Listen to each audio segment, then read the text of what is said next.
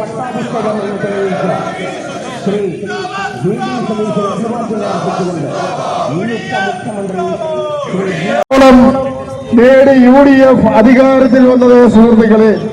ഇനി ഒരു കാലത്തും പിണറായി വിജയൻ കേരളത്തിന്റെ മുഖ്യമന്ത്രിയായി വരരുതേ എന്ന് CPM അനുഭാവികൾ പോലും ഈ തെരഞ്ഞെടുപ്പിൽ കണ്ടിരുന്നു. നിങ്ങൾക്കറിയാം, പശ്ചിമബംഗാളിലും ത്രിപുരയിലും ഭരണം നടത്തിയ CPMന്റെ ഓഫീസുകളെല്ലാം തന്നെ ഇന്ന് BJPയുടെ ഓഫീസുകളായി മാറി. കേരളത്തിലും BJPയുമായി ഡീലുണ്ടാക്കി ചില നിയോജക മണ്ഡലങ്ങളിൽ ജയിച്ചതല്ലാതെ അവരുടെ പ്രവർത്തനങ്ങള് പശ്ചിമബംഗാളിലും ത്രിപുരയിലും ഉണ്ടായ അനുഭവം കേരളത്തിൽ ഉണ്ടാകുവാൻ പോവുകയാണ്.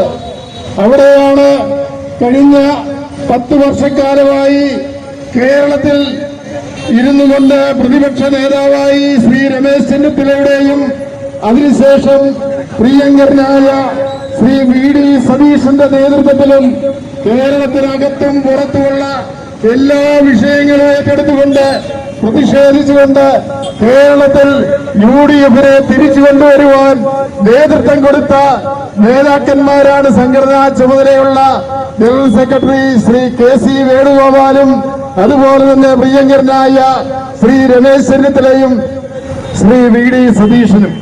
ഇവര് മൂന്നും കേരളത്തിലെ ജനങ്ങൾ ഹൃദയത്തിൽ വെച്ച് ആരാധിക്കുന്ന നേതാക്കന്മാരാണ്. ഇവിടെ അധ്യക്ഷൻ എല്ലാം ഇന്ന് ഒരു സന്തോഷത്തിലാണ്. കേരളത്തിന്റെ മുഖ്യമന്ത്രിയായി ശ്രീ VD സതീശൻ അദ്ദേഹത്തെ ഹൈക്കമാൻഡ് പ്രഖ്യാപിച്ചിരിക്കുകയാണ്.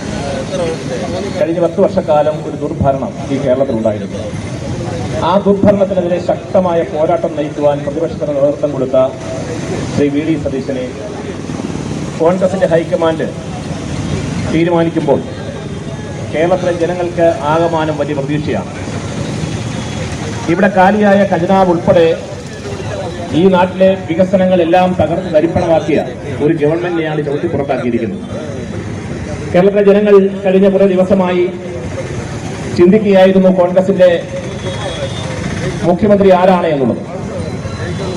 നിങ്ങൾ എന്നാൽ ഓർക്കണം, കേരളത്തിലെ പ്രിയപ്പെട്ട നേതാക്കന്മാരെല്ലാം തന്നെ കേരളത്തിന്റെ മുഖ്യമന്ത്രിയാകുവാൻ അവകാശമുള്ളവരും കഴിവുള്ളവരും അവരെല്ലാം പരിഗണിക്കേണ്ടവരുമായിരുന്നു.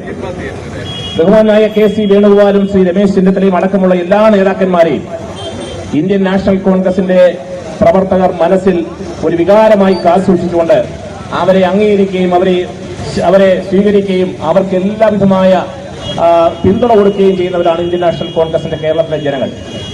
എന്നാൽ ആ സാഹചര്യത്തിൽ കേരളത്തിൽ ആരാകണം മുഖ്യമന്ത്രി എന്നുള്ള ഒരു താമസം അല്പം നേരിട്ടു എന്നുള്ളൊരു വാസ്തവമാണ്. എങ്കിൽ പോലും ശ്രീ KC വേണുഗോപാലിന്റെയും അതുപോലെ തന്നെ രമേശ് ചെന്നിത്തല അടക്കമുള്ള എല്ലാ നേതാക്കന്മാരോടും കേരളത്തിലെ ഹൈക്കമാൻഡ് സംസാരിച്ച്, KPCC പ്രസിഡന്റുമായി സംസാരിച്ച്, ശ്രീ സണ്ണി ജോസഫുമായി സംസാരിച്ച് ഒരു സമവായം എന്ന നിലയിലാണ് പ്രിയങ്കരനായ ശ്രീ VD സതീശനെ മുഖ്യമന്ത്രിയായി പ്രഖ്യാപിച്ചിരിക്കുന്നത്. UDFന്റെ പ്രവർത്തകന്മാരും പങ്കെടുത്ത് വൻ വിജയമാക്കുവാൻ ആത്മാർത്ഥമായി എല്ലാവരുടെയും സഹകരണം അഭ്യർത്ഥിച്ചുകൊണ്ട് ഈ യോഗ നടപടികൾ ഇവിടെ അവസാനിച്ചതായി അറിയിക്കുന്നു.